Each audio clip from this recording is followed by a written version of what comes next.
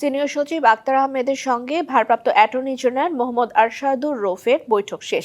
এ নিয়ে গণমাধ্যমের সাথে কথা বলছেন নির্বাচন কমিশনের সিনিয়র সচিব আক্তার আহমেদ। সরাসরি চলে যাচ্ছি আমরা সেখানে। আমাদেরকে জানাবেন কি তথ্য আছে নির্বাচন স্থগিতে ইসির সিদ্ধান্তের বিষয়ে। জি, আপনি যেমনটি বলছিলেন যে নির্বাচন কমিশনের সিনিয়র সচিব আক্তার আহমেদের সাথে বৈঠক হয়েছে, একটু আগেই শেষ হয়েছে সেই বৈঠকটি ভারপ্রাপ্ত অ্যাটর্নি জেনারেল আরশাদুর রৌফের।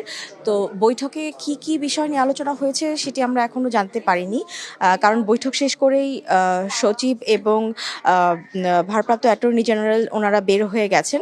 তবে ওনাদের সাথে আমরা কথা বলার চেষ্টা করছি। সচিব কথা বলবেন কিনা, উনি যদি ব্রিফিং করেন তবেই আমরা জানতে পারবো যে আসলে ভেতরে কি নিয়ে আলোচনা হলো, তাদের মধ্যে কি নিয়ে বৈঠক হলো।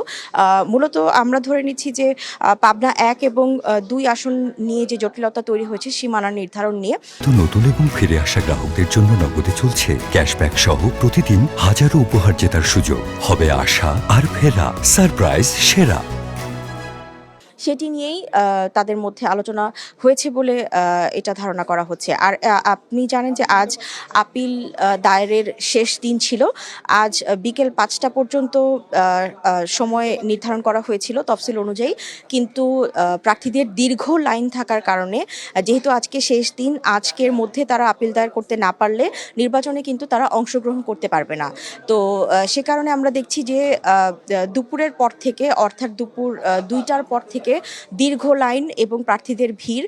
যারা আপিল দায়ের করতে এসেছিলেন, হয়তো বা গত 2-1 দিন এসেছেন, কোনো কারণে তাদের কোনো কাগজপত্র বাকি রয়ে গেছে, তারা কিন্তু শেষ মুহূর্তের এই সময়টাতে কিন্তু খুব ভিড় করছেন এবং তোড়জোড় করে এখন পর্যন্ত, আমি একটু আগেও দেখেছি, এখন পর্যন্ত তারা লাইনে দাঁড়িয়ে তাদের আপিল দায়ের করছেন এবং আগামীকাল থেকে 18ই জানুয়ারি পর্যন্ত হবে আপিলগুলোর শুনানি।